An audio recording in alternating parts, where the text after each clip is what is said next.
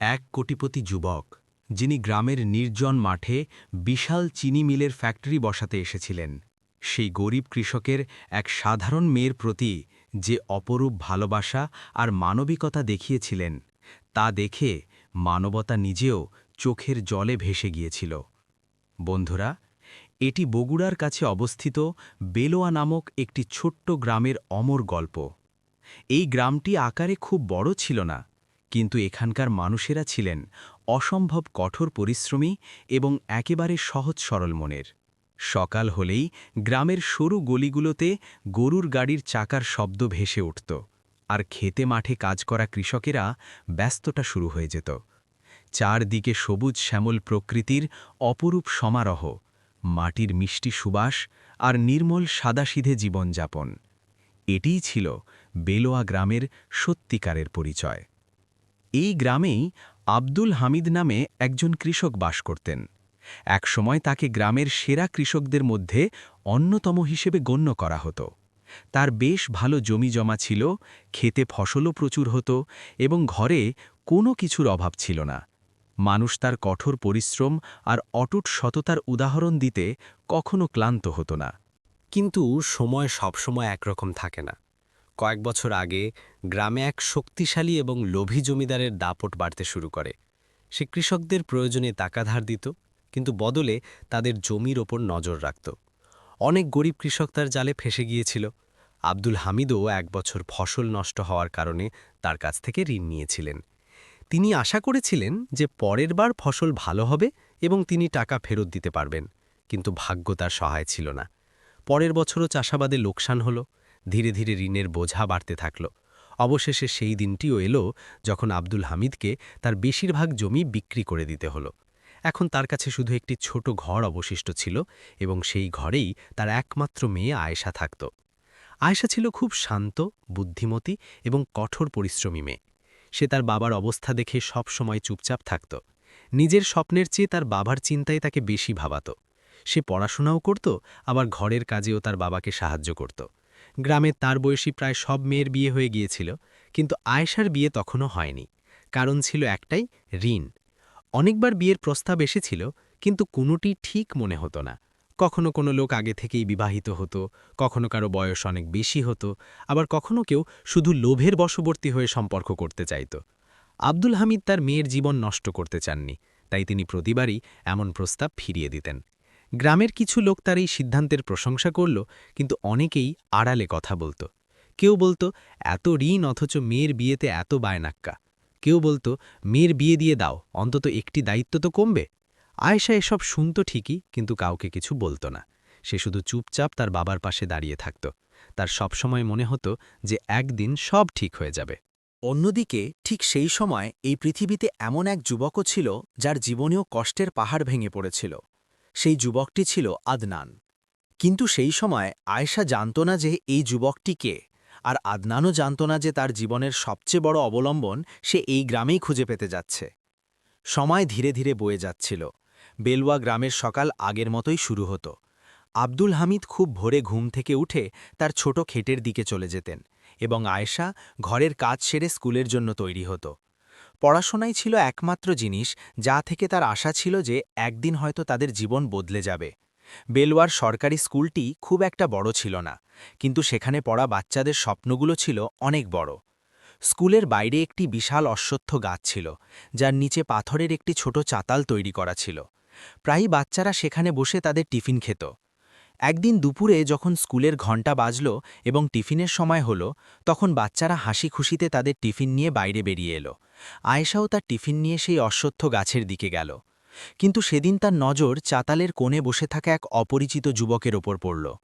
যুবকটি ছিল রোগা, তার কাপড় চোপড় ছিল পুরনো ও ময়লা, মুখটা ছিল ক্লান্ত এবং চোখে এক অদ্ভুত বিষণ্ণতা। সে চুপচাপ বসেছিল এবং দূরে বসে থাকা বাচ্চাদের খাবার খাওয়া দেখছিল। আয়েশা কিছুক্ষণ তাকে দেখল। সে পরিষ্কার বুঝতে পারল যে যুবকটি ক্ষুধার্ত। সে ধীরে ধীরে তার কাছে গেল। যুবকটি তাকে নিজের দিকে আসতে দেখে কিছুটা ঘাবড়ে গেল। হয়তো সে ভেবেছিল কেউ তাকে ওখান থেকে তাড়িয়ে দেবে। সে দ্রুত উঠে চলে যেতেই যাচ্ছিল, এমন সময় আয়েশা ধীরে বলল, থামো, তুমি যেও না। যুবকটি থেমে গেল এবং চুপচাপ দাঁড়িয়ে রইল। আয়েশা তার হাতের টিফিনটি তার দিকে বাড়িয়ে দিয়ে বলল, তোমার খুব খিদে পেয়েছে তাই না? যুবকটি কিছুক্ষণ তার দিকে তাকিয়ে রইল। হয়তো সে বিশ্বাসই করতে পারছিল না যে কোনো অপরিচিত মেয়ে তার সাথে এত আপন করে কথা বলছে। আয়েশা হাসল এবং বলল, ভয় পেও না, এসো একসাথে খাই। কথা বলে সে চাতালে বসল এবং টিফিন খুলল। টিফিনে বাড়ির তৈরি সাধারণ খাবার ছিল, 2টো রুটি, সামান্য সবজি আর একটু আচার। যুবকটি ধীরে ধীরে তার কাছে এসে বসল। কিছুক্ষণ দুজনেই চুপচাপ ছিল। তারপর আয়েশা রুটির টুকরো তার দিকে বাড়িয়ে দিয়ে বলল, নাও খাও। যুবকটি ধীরে ধীরে খাবার নিল এবং খেতে লাগল। হয়তো অনেক দিন পর সে পেট ভরে খাবার খাচ্ছিল। তার চোখে এক অদ্ভুত প্রশান্তি দেখা যাচ্ছিল। খাওয়া শেষ হবার পর আয়েশা ধীরে জিজ্ঞাসা করল, তোমার নাম কি? যুবকটি মৃদুস্বরে জবাব দিল, আমার নাম আদনান। আয়েশা আবার জিজ্ঞাসা করল, তুমি এখানে একা কেন বসেছিলে? আদনান কিছুক্ষণ চুপ থাকল। তারপর তার গল্প বলতে শুরু করল। সে জানালো যে তার বাবা আগেই মারা গেছেন। তার মা দিনমজুরি করে তাকে লালন পালন করছিলেন, কিন্তু কিছুদিন আগে একটি সড়ক দুর্ঘটনায় তার মাও তাকে ছেড়ে চলে গেছেন। এখন তার না আছে কোনো ঘর, না আছে কোনো অবলম্বন। সে শহরের অলিগলিতে ভাঙাড়ি কুড়িয়ে কোনো মতে নিজের পেট চালাচ্ছিল। আয়েশা চুপচাপ তার সব কথা শুনল। তার চোখে দয়া পরিষ্কার দেখা যাচ্ছিল। সেদিন আয়েশা শুধু তার টিফিনই ভাগ করে নেয়নি, বরং যাওয়ার সময় সে তার ছোট মাটির ব্যাংক থেকে বের করা কিছু টাকাও আদনানের হাতে তুলে দিল। আদনান অবাক হয়ে বলল, তুমি আমাকে টাকা কেন দিচ্ছ?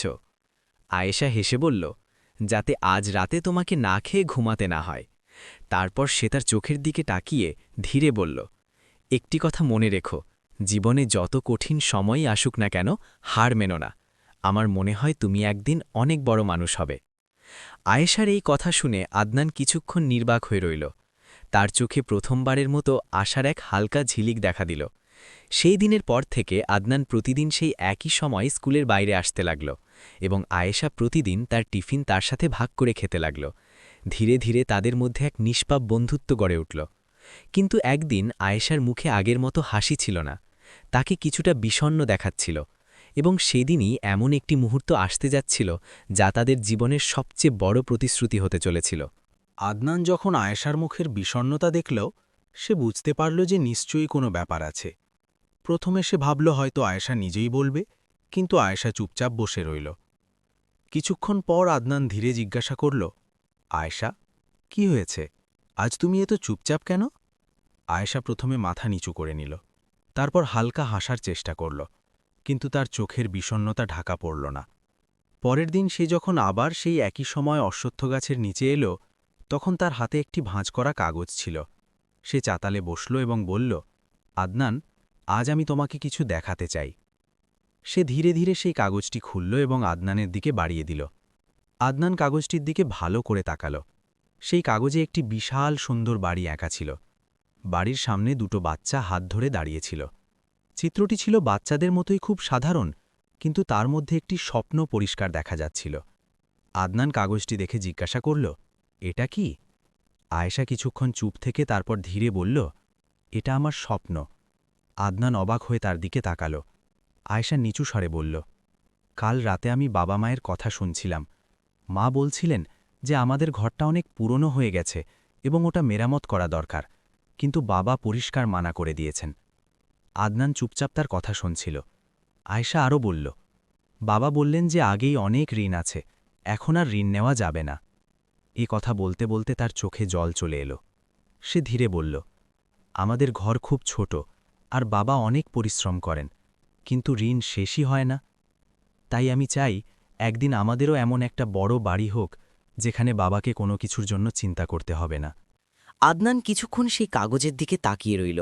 তারপর হঠাৎ সে সেই কাগজটি নিয়ে হাতে নিল এবং মাঝখান থেকে 2 টুকরো করে ছিঁড়ে ফেলল। আয়েশা এটা দেখে ঘাবড়ে গেল। সে দ্রুত বলে উঠল, আরে তুমি এমন করলে কেন? আদনান হালকা হাসল। সে কাগজের এক অংশ আয়েশাকে ফেরত দিল এবং অন্য অংশটি নিজের কাছে রেখে দিল। তারপর সে গম্ভীর হয়ে বলল, এখন এটি আর শুধু স্বপ্ন রইল না, এটি একটি প্রতিশ্রুতি। আয়েশা অবাক হয়ে জিজ্ঞাসা করল, কেমন প্রতিশ্রুতি? আদনান তার চোখের দিকে তাকিয়ে বলল, আমি এখন এখান থেকে চলে যাচ্ছি, কিন্তু একদিন অনেক বড় মানুষ হয়ে ফিরে আসব। সে তার হাতের কাগজের টুকরোটির দিকে তাকিয়ে বলল, আর যেদিন আমি ফিরে আসব সেদিন আমরা ঠিক এমনই একটি বাড়ি বানাবো যেমনটি তুমি এই কাগজে এঁকেছ। আয়েশা কিছুক্ষণ তার দিকে তাকিয়ে রইল। সে জানত যে এই কথাটি কোনো গল্পের মতো শোনাচ্ছে, কিন্তু সেই মুহূর্তে না জানি কেন তার আদনানের ওপর বিশ্বাস হয়ে গেল। তার মুখে এক হালকা হাসি ফুটে উঠল, কিন্তু সে জানত না যে এটিই ছিল তাদের শেষ দেখা। কারণ পরের দিন আয়েশা যখন সেই একই সময় অশ্বত্থ গাছের নিচে পৌঁছাল, আদনান সেখানে ছিল না। সে অনেক দিন অপেক্ষা করল, কিন্তু আদনান আর কখনো সেখানে ফিরে আসেনি। ধীরে ধীরে সময় বয়ে গেল, জীবন তার নিজের গতিতে চলতে লাগল, কিন্তু সেই কাগজের অর্ধেক টুকরো আজও আয়েশার কাছে সযত্নে রাখা ছিল। ঠিক একইভাবে অন্য টুকরোটি আদনানের কাছেও ছিল। সে সেই কাগজের টুকরোটি খুব আগলে নিজের কাছে রেখে দিয়েছিল। যখনই সে ওটা দেখত, তার সেই অশ্বত্থ গাছের নিচে বসে থাকা আয়েশা আর তাকে দেওয়া প্রতিশ্রুতির কথা মনে পড়ে যেত। কিন্তু সেই সময় তার জীবন খুব কঠিন সময়ের মধ্য দিয়ে যাচ্ছিল। গ্রাম থেকে বেরোনোর পর আদনান শহরের ভিড়ে হারিয়ে গিয়েছিল। তার থাকার মতো কোনো ঘর ছিল না কোনো আপনজন। অনেক দিন সে রাস্তায় রাস্তায় ঘুরে বেরিয়েছে। কখনো কোনো দোকানের বাইরে রাত কাটিয়েছে, তো কখনো মন্দিরের বারান্দায় ঘুমিয়েছে। খাবারের জন্য তাকে প্রতিদিন পরিশ্রম করতে হতো। ধীরে ধীরে সে ভাঙাড়ি বা কবাড়ি কুড়োনোর কাজ শুরু করল। সকালে একটি পুরনো বস্তা নিয়ে বেরিয়ে পড়ত এবং সারাদিন শহরের অলিতে গলিতে ঘুরে প্লাস্টিক, লোহার টুকরো আর খালি বোতল জোগাড় করত। সন্ধ্যায় সেগুলো এক ভাঙাড়ির দোকানে বিক্রি করে দিত। বিনিময়ে সে কিছু টাকা পেত আর তা দিয়েই নিজের পেট চালাত। এভাবেই অনেক মাস কেটে গেল, কিন্তু এত সব কষ্টের মাঝেও আদনানের মনে একটি কথা সবসময় জীবন্ত ছিল, আয়েশার কাছে করা সেই প্রতিশ্রুতি। অনেক সময় সে যখন ক্লান্ত হয়ে কোনো ফুটপাথে বসত, তখন পকেট থেকে সেই কাগজের টুকরোটি বের করে দেখত আর নিজেকে বলতো, একদিন আমাকে বড় মানুষ হতে হবে, আমাকে আমার কথা রাখতে হবে। সময়ের সাথে সাথে তার পরিচয় হলো এক সমাজসেবী সংস্থার সাথে, যারা অনাথ শিশুদের সাহায্য করত। সেখানে সে থাকার জায়গা পেল, পড়াশোনার সুযোগ পেল এবং ধীরে ধীরে তার জীবন গুছিয়ে আসতে লাগল। আদনান পড়াশোনার পাশাপাশি কাজ করাও চালিয়ে গেল। ভাঙাড়ির কাজে সে ধীরে ধীরে বুঝতে পারল যে পুরনো লোহা, প্লাস্টিক আর মেশিনের ভাঙাচোরা অংশগুলো আবার ব্যবহারের যোগ্য করে তোলা সম্ভব। এখান থেকেই তার মাথায় একটি নতুন ভাবনা এলো। কয়েক বছর পর সেই ভাঙাড়ির কাজকেই বড় রূপ দেওয়ার সিদ্ধান্ত নিল। সে একটি ছোট রিসাইক্লিং ইউনিট শুরু করল, যেখানে পুরনো লোহা, প্লাস্টিক আর মেশিনের পার্টস পরিষ্কার করে পুনরায় ব্যবহারের যোগ্য করা হতো। শুরুটা ছিল খুব ছোট, একটি ছোট গোডাউন, কয়েকজন শ্রমিক আর প্রচুর পরিশ্রম। কিন্তু আদনান হার মানেনি। সে দিন-রাত পরিশ্রম করতে থাকল। ধীরে ধীরে তার রিসাইক্লিং ইউনিটের কাজ বাড়তে লাগল। ছোট ছোট কারখানাগুলো তার সাথে যুক্ত হতে লাগল এবং তার ব্যবসা এগিয়ে চলল। মাত্র কয়েক বছরের মধ্যেই তার ছোট কাজ একটি বড় রিসাইক্লিং কোম্পানিতে পরিণত হল। এখন মানুষ তাকে একজন সফল ব্যবসায়ী হিসেবে চিনতে শুরু করল। কিন্তু এত সাফল্য পাওয়ার পরেও আদনান একটি জিনিস কখনো ভুলে যায়নি। তা হল আয়েশার কাছে করা সেই প্রতিশ্রুতি। তার পকেটে রাখা সেই কাগজের টুকরোটি আজও তাকে তার লক্ষ্যের কথা মনে করিয়ে দিত। আর হয়তো ভাগ্যও এটাই চেয়েছিল যে সেই প্রতিশ্রুতি একদিন সত্যি হোক, কারণ খুব শীঘ্রই আদনানের জীবন তাকে আবার সেই জায়গায় নিয়ে যেতে চলেছিল যেখান থেকে তার গল্পের শুরু হয়েছিল, বগুড়ার কাছে অবস্থিত সেই ছোট গ্রাম বেলওয়া। সময় পেরিয়ে আদনানের বয়স এখন প্রায় ৩০ বছর। এখন সে একজন সফল শিল্পপতি। তার রিসাইক্লিং কোম্পানি দেশের অনেক শহরে কাজ করছে এবং তার ব্যবসা দ্রুত বাড়ছে। কিন্তু এত বছরেও সে একটি জিনিস কখনো ভোলেনি, আয়েশার কাছে করা সেই প্রতিশ্রুতি। একদিন আদনান তার বিশাল অফিসে বসে কাজ দেখছিল। এমন সময় তার ম্যানেজার সাইফুল ইসলাম তার কেবিনে এলো। সাইফুল ইসলাম ধীরে বলল, স্যার, যদি আপনি অনুমতি দেন তবে একটি কথা বলার ছিল। আদনান ল্যাপটপ থেকে নজর সরিয়ে বলল, হ্যাঁ সাইফুল, বলো। সাইফুল বলল, স্যার, আমাদের কোম্পানির কাজ ক্রমাগত বাড়ছে। যদি আমরা আরও একটি নতুন ফ্যাক্টরি শুরু করি তবে আমাদের ব্যবসা আরও সামনে এগিয়ে যাবে। আদনান কিছুক্ষণ চুপ রইল, যেন সে কোনো গভীর চিন্তায় ডুবে আছে। তারপর সে চেয়ারে একটু হেলান দিয়ে বলল, ফ্যাক্টরি তো খুলতে পারি, কিন্তু এবার একটি শর্ত থাকবে। সাইফুল অবাক হয়ে জিজ্ঞাসা করল, কেমন শর্ত স্যার? আদনান হালকা হেসে বলল, এবার ফ্যাক্টরি কোনো বড় শহরে হবে না। সাইফুল বলল, তাহলে কোথায় হবে স্যার? আদনান জানলার বাইরে তাকিয়ে ধীরে বলল, এবার ফ্যাক্টরি কোনো গ্রামের কাছে হবে। সাইফুল কিছুটা চমকে গেল। গ্রামে? সে জিজ্ঞাসা করল। আদনান হেসে বলল, হ্যাঁ, গ্রামে। ওখানকার মানুষও কাজ পাওয়া উচিত। যদি আমাদের কোম্পানি থেকে কোনো গ্রামের জীবন বদলে যেতে পারে, তবে এর চেয়ে ভালো আর কি হতে পারে? সাইফুল তার মালিকের চিন্তাধারায় গর্বিত হল। সে বলল, ঠিক আছে স্যার, আমি কিছু গ্রামের জমির ব্যাপারে তথ্য নিচ্ছি। কিন্তু তখনই আদনান তাকে থামিয়ে দিয়ে বলল, না সাইফুল, গ্রাম আমি বলবো। সাইফুল আশ্চর্য হয়ে জিজ্ঞাসা করল, আপনার কি আগে থেকেই কোনো গ্রাম চেনা আছে? আদনানের চোখে যেন কোনো পুরনো স্মৃতি ভেসে উঠল। সে মৃদু হেসে বলল, হ্যাঁ, একটি গ্রাম আছে, নাম বেলোয়া। সাইফুল সাথে সাথে নামটা নোট করে নিল। সে বলল, ঠিক আছে স্যার, আমি ওখানকার জমির ব্যাপারে তথ্য নিচ্ছি। পরের দিনই সাইফুল তার লোক পাঠিয়ে বেলোয়া গ্রামের চারপাশের জমির খোঁজ খবর নিল। কয়েকদিন পর সে আদনানের কাছে ফিরে এসে বলল, স্যার, ওখানে অনেক জমি খালি পড়ে আছে। আমরা চাইলে সহজেই ফ্যাক্টরির জন্য জমি পেয়ে যাব। এটি শুনে আদনান কিছুক্ষণ জানলার বাইরে তাকিয়ে রইল। তার চোখে যেন পুরনো স্মৃতিগুলো আবার তাজা হয়ে উঠল। তারপর সে ধীরে বলল, ঠিক আছে, এবার আমি নিজেই ওখানে যাব। সাইফুল একটু অবাক হল। আপনি নিজে যাবেন স্যার? আদনান হেসে বলল, হ্যাঁ, এবার আমি নিজেই সব দেখতে চাই। আর হয়তো সে নিজেও জানত না যে এই সফরে সে কেবল একটি ফ্যাক্টরির জায়গা দেখতে যাচ্ছে না, বরং সে তার ছোটবেলার সেই অসম্পূর্ণ প্রতিশ্রুতির দিকে ফিরে যাচ্ছে। দুদিন পর আদনান তার গাড়িতে করে বেলুয়া গ্রামের দিকে রওনা দিল। শহরের ভিড় আর উঁচু উঁচু দালান থেকে দূরে যেতে যেতে রাস্তা ধীরে ধীরে শান্ত হতে লাগল। পাকা রাস্তার জায়গায় কাঁচা রাস্তা আসতে শুরু করল এবং চারদিকে ক্ষেত দেখা যেতে লাগল। কয়েক ঘন্টার সফর শেষে অবশেষে সে বগুড়ার কাছে সেই ছোট গ্রাম বেলওয়ায় পৌঁছে গেল।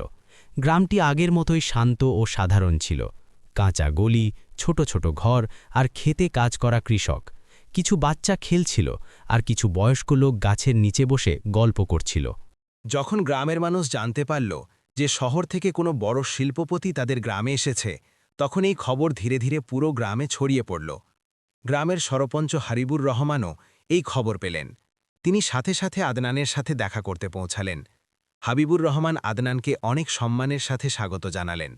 তিনি হেসে বললেন, ব্যাটা, যদি সত্যিই এখানে ফ্যাক্টরি হয়ে যায়, তবে আমাদের গ্রামের মানুষের জীবন বদলে যাবে। আদনান বিনয়ের সাথে মাথা নাড়াল। সে গ্রামের চারপাশের জমি দেখল। কিছু জমি খালি পড়েছিল আর কিছু ক্ষেতে ফসল ছিল। আদনানের সেই জায়গাটি পছন্দ হয়ে গেল।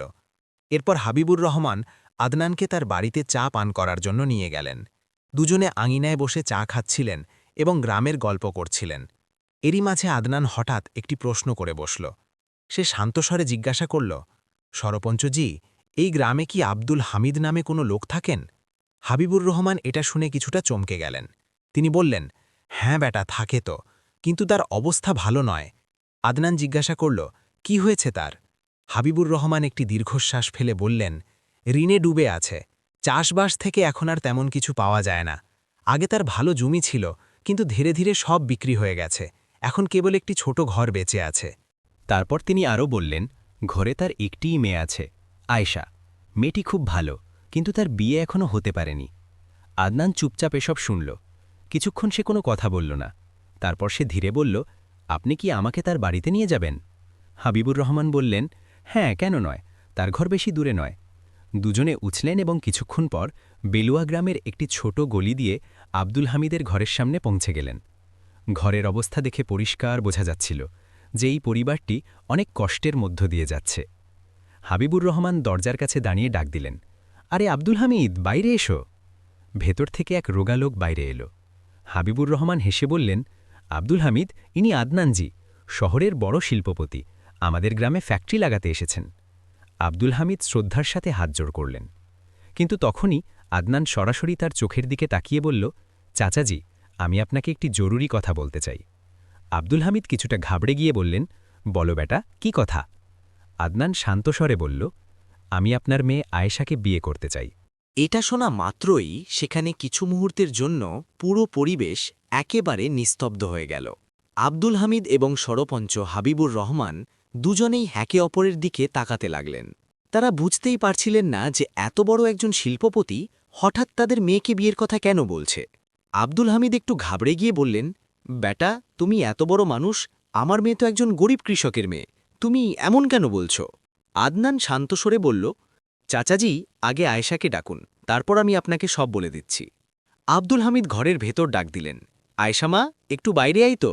কিছুক্ষণ পরই আয়েশা ঘরের দরজা দিয়ে বাইরে এলো। সে খুব সাধারণ পোশাকে ছিল এবং তার মুখে আগের মতোই সারল্য মিশেছিল। আব্দুল হামিদ একটু ইতস্তত করে বললেন, মা, ইনি শহরের বড় শিল্পপতি এবং ইনি তোমাকে বিয়ে করতে চান। এটা শুনে আয়েশা একেবারে চমকে গেল। সে সাথে সাথে মাথা নেড়ে বলল, না বাবা, এটা কিভাবে হতে পারে? তার মনে হলো হয়তো কোনো মজা করা হচ্ছে বা কোনো ভুল বোঝাবুঝি হচ্ছে। কিন্তু ঠিক সেই সময়ে আদনান ধীরে তার পকেটে হাত দিল এবং একটি পুরনো ভাঁজ করা কাগজ বের করল। সে সেই কাগজটি আয়েশার দিকে বাড়িয়ে দিয়ে বলল, আগে এটি দেখে নাও। আয়েশা ধীরে সেই কাগজটি নিল। যেমনই সে ওটা খুলল, তার চোখ হঠাৎ স্থির হয়ে গেল। সেই কাগজে সেই ছোটবেলার ছবিটা আঁকা ছিল, একটি বিশাল বাড়ি আর তার সামনে দুটো বাচ্চা হাত ধরে দাঁড়িয়ে আছে। আয়েশার চোখে হঠাৎ জল চলে এলো, তার ঠোঁট কাঁপতে লাগল। তারপর সে ধীরে উপরে তাকালো এবং আদনানের দিকে মনোযোগ দিয়ে দেখতে লাগল।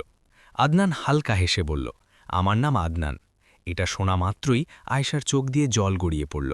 তার সব মনে পড়ে গেল, স্কুলের সেই অশ্বত্থ গাছ, সেই চাতাল, সেই টিফিন আর সেই দিনটি যখন এক ক্ষুধার্ত যুবক তার সামনে বসেছিল। কিছুক্ষণ সেখানে কেউ কোনো কথা বলল না। তারপর আয়েশা মৃদু স্বরে বলল, বাবা, ইনি যদি আমাকে বিয়ে করতে চান তবে আমার কোনো আপত্তি নেই। এটি শুনে আব্দুল হামিদ এবং হাবিবুর রহমান দুজনেই পুরোপুরি অবাক হয়ে গেলেন। তারা বুঝতেই পারছিলেন না যে হঠাৎ এমন কি হলো যে আয়েশা তার সিদ্ধান্ত বদলে ফেলল। তখনই হাবিবুর রহমান আদনানের দিকে তাকিয়ে জিজ্ঞাসা করলেন, বেটা, এই কাগজে এমন কি আছে যা দেখামাত্রই আয়েশা তার সিদ্ধান্ত বদলে ফেলল? আদনান কিছুক্ষণ চুপ রইল, তারপর শান্তস্বরে বলল, সরপঞ্চজি, এই প্রশ্নের উত্তর দেওয়ার জন্য আমাদের প্রায় ১৫ বছর পিছিয়ে যেতে হবে। এরপর আদনান সবাইকে তার পুরো গল্প শোনাল। কিভাবে সে ছোটবেলায় অনাথ হয়ে গিয়েছিল, কিভাবে সে ক্ষুধার্ত অবস্থায় স্কুলের বাইরে বসেছিল এবং কিভাবে আয়েশা তাকে না চিনেও নিজের টিফিন তার সাথে ভাগ করে নিয়েছিল। আদনান বলল, সেদিন যদি আয়েশা আমাকে খাবার না দিত তবে হয়তো আমি বেঁচেও থাকতাম না। সে আমাকে কেবল খাবার দেয়নি, সে আমাকে আশা দিয়েছিল।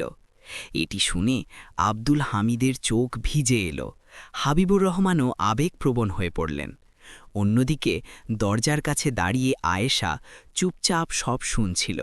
তার চোখে জল ছিল, কিন্তু মুখে ছিল এক অদ্ভুত প্রশান্তি। সেও আজ বুঝতে পারছিল যে তার সেই দিনের ছোট এক মানবিকতা কারো পুরো জীবন বদলে দিতে পারে।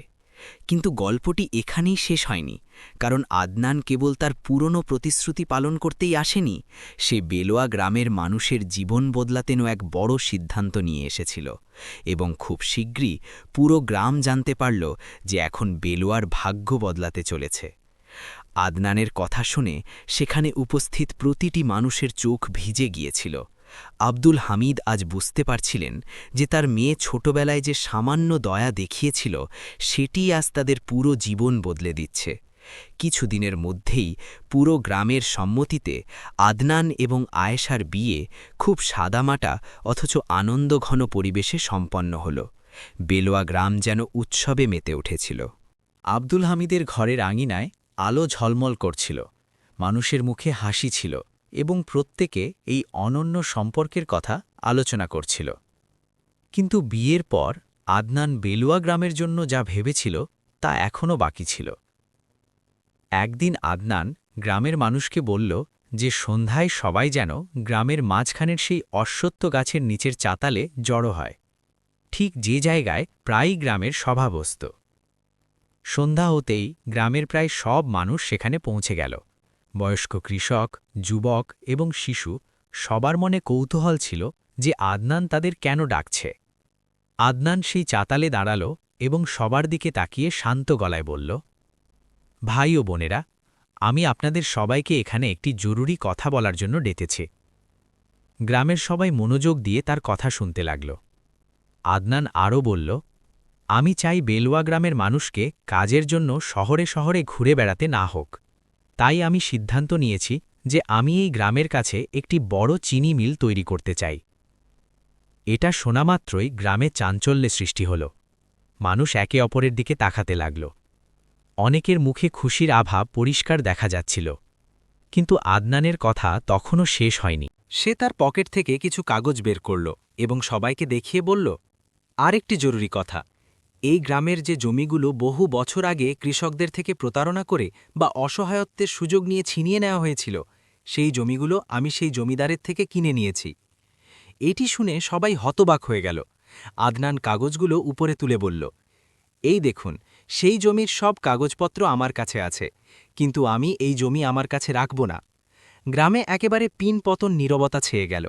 আদনান আরও বলল, যেসব কৃষকদের থেকে এই জমি ছিনিয়ে নেওয়া হয়েছিল, আমি সেই জমি আবার সেই পরিবারগুলোকে লিজ হিসাবে ফেরত দিতে চাই, যাতে তারা আবার চাষাবাদ করতে পারে এবং নিজেদের পরিশ্রমে নিজেদের জীবন বদলে নিতে পারে। এটি শোনা মাত্রই অনেক কৃষকের চোখে জল চলে এলো। গ্রামের বৃদ্ধরা এগিয়ে এসে আদনানকে আশীর্বাদ করলেন। মানুষের মনে হচ্ছিল যেন অনেক বছর পর তারা আবার নতুন আশার আলো দেখল।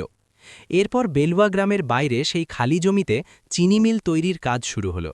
শুরুতে সেখানে কেবল ফাঁকা মাঠ ছিল, কিন্তু কিছুদিনের মধ্যেই সেখানে শ্রমিক আর মেশিনের শব্দ প্রতিধ্বনিত হতে লাগল। বড় বড় মেশিন ট্রাকে করে আনা হতে লাগল। ইট, সিমেন্ট আর লোহা দিয়ে ধীরে ধীরে ফ্যাক্টরির মজবুত ইমারত দাঁড়িয়ে গেল। সবচেয়ে বিশেষ ব্যাপার ছিল এই যে এই নির্মাণ কাজে বেলুয়া গ্রামেরই অনেক মানুষ কাজ পেল। গ্রামের যুবকরা মজুরি করতে লাগল। কেউ ট্রাক্টর দিয়ে মালামাল বইছিল, তো কেউ নির্মাণ কাজে হাত লাগাচ্ছিল। মাসের পর মাস পরিশ্রমের পর অবশেষে সেই দিনটিও এলো যখন বেলবার চিনি মিল তৈরি হয়ে গেল। উদ্বোধনের দিন পুরো গ্রামে খুশির মেজাজ ছিল। গ্রামের মুরব্বি ও কৃষকদের উপস্থিতিতে আদনান ও আয়েশা মিলটির উদ্বোধন করল।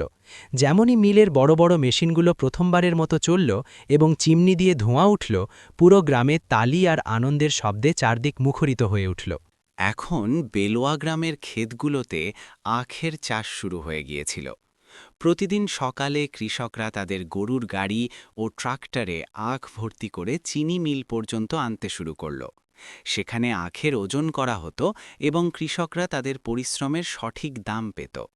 যারা আগে কাজের খোঁজে শহরে যেত, তারা এখন নিজেদের গ্রামেই কর্মসংস্থান পেতে লাগল। মাত্র কয়েক বছরেই বেলুয়া গ্রামের চেহারা পুরোপুরি বদলে গেল। যেখানে আগে চিন্তা আর দারিদ্র্য ছিল, সেখানে এখন সমৃদ্ধি আর আশা দেখা দিতে লাগল। আব্দুল হামিদও ধীরে ধীরে তার ঋণের বোঝা থেকে মুক্তি পেলেন। তার মুখে এখন আগের মতো উদ্বেগ নয়, বরং এক পরম তৃপ্তি দেখা যায়। একদিন আদনান এবং আয়েশা তাদের ঘরের দেওয়ালের সামনে দাঁড়িয়েছিল। সেখানে একটি ফ্রেম টাঙানো ছিল, সেই ফ্রেমের ভেতরে সেই পুরনো কাগজটি লাগানো ছিল। সেই কাগজটি, যার দুটো টুকরো একসময় আলাদা হয়ে গিয়েছিল। একটি ছিল আয়েশার কাছে আর অন্যটি আদনানের কাছে। আজ সেই দুটো টুকরো আবার এক হয়ে গেছে। ওটা দেখলেই দুজনের মুখে হাসি ফুটে ওঠে, কারণ ওটা কেবল একটা কাগজ ছিল না, ওটা ছিল তাদের বন্ধুত্ব, মানবতা এবং রাখা প্রতিশ্রুতির এক জীবন্ত স্মৃতি। বন্ধুরা, এই গল্পের শিক্ষা অত্যন্ত পরিষ্কার। জীবনে কাউকে সাহায্য করতে কখনো পিছু হওয়া উচিত নয়, কারণ কখনো কখনো আমাদের করা ছোট একটি ভালো কাজ কারো পুরো জীবন বদলে দিতে পারে। আপনাদের যদি এই গল্পটি ভালো লেগে থাকে, তবে এটি লাইক এবং শেয়ার অবশ্যই করুন। আর এমন সব হৃদয়স্পর্শী গল্পের জন্য আমাদের চ্যানেলকে সাবস্ক্রাইব করুন।